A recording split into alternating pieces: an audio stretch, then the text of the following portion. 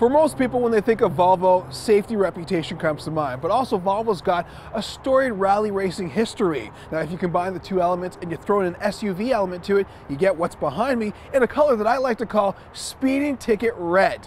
There's a slew of crossover utility vehicles on the market. Of course, they're very attractive, but this behind me, the XC60 T6 R-Design, is the supermodel of CUVs.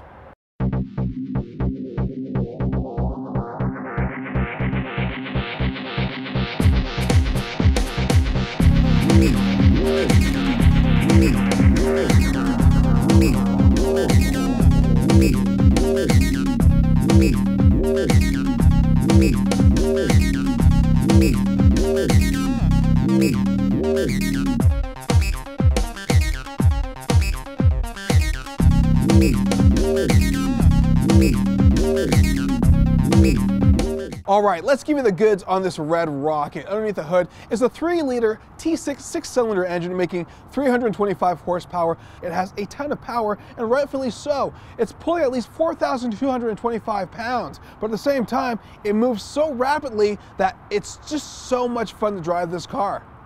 Also, that engine power is mated with an all-wheel drive automatic transmission, which has also got sequential shifting, making it more sportier, and of course, all that power goes to the 4 wheels. When it comes down to fuel economy, you're looking at 18 miles per gallon in the city, 24 on the highway for combined 20 mpg.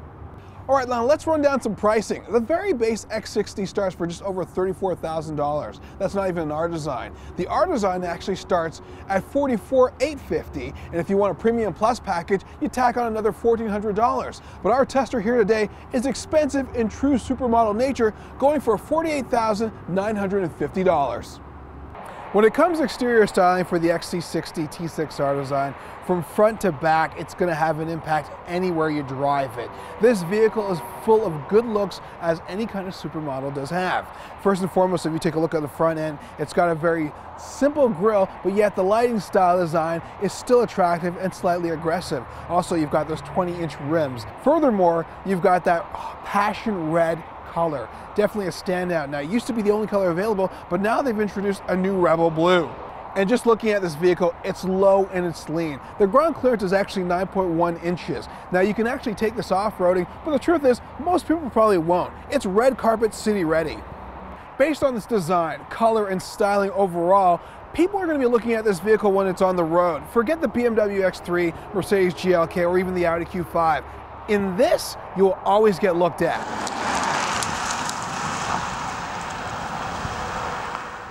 All right, the interior of the XC60 T6, not bad, but not so great. I'll tell you why. I'm not really enjoying the center console.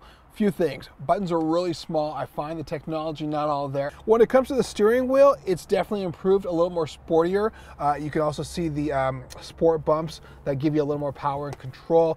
When it comes to the seat comfort, having a hard time getting comfortable. I like the sportiness, the sporty look of it. However, I'm not enjoying the two-tone color of the black and beige. Though the rear seating is a little tight for adults, it's actually pretty perfect when it comes to young adults and children. Also, Volvo's decided to put in booster seats within the vehicle itself, so that in case you forget yours, or if someone doesn't have their booster seat, you can actually use the function that's within this vehicle. Also, when it comes to the headrests in the rear, if you're a driver and you want those headrests down, there's actually a button that you can press and those headrests will go down, and there's no obstruction to your view. Also, when it comes to the rear cargo space, it's pretty ample, and there's also some features that make it very easy for people who've got grocery bags, tightening them together, making sure that they don't toss and turn all over the place. And for the sake of convenience, there's a power liftgate. However, the power liftgate only functions in going up. In order to get it to go back down, well, you've got to get outside of the vehicle and press the button for it to go down. What's pretty grand is the Panoramic Sunroof, also available in this vehicle. Quite spacious, gives you a lot of air, gives you a sense of hospitality within the vehicle. The interior overall has got a sporty feeling to it. You've got some aluminum, you've got some chrome, you've got that two-tone leather. Definitely sporty, almost feels like it's made for a single person, but of course, you've got those booster seats in the cargo space in the back. It's also made for family. Now, the drive is something else.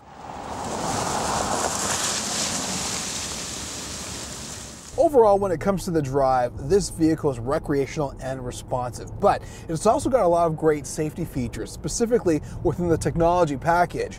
First and foremost, one of the things that I really enjoy and love on this vehicle is the adaptive cruise control. And the thing is, it's not just adaptive, it's selectable. So basically, at almost any speed you desire, you can set up the cruise control to stop and go, and it basically has an automated full stop. Also, there's a collision warning feature which will give you a full stop as well in case there's an object in front of you obstructing the drive, and that's a great feature to have. Also, there's a light bar that shows up that tells you basically to come to a brake a lot sooner than later.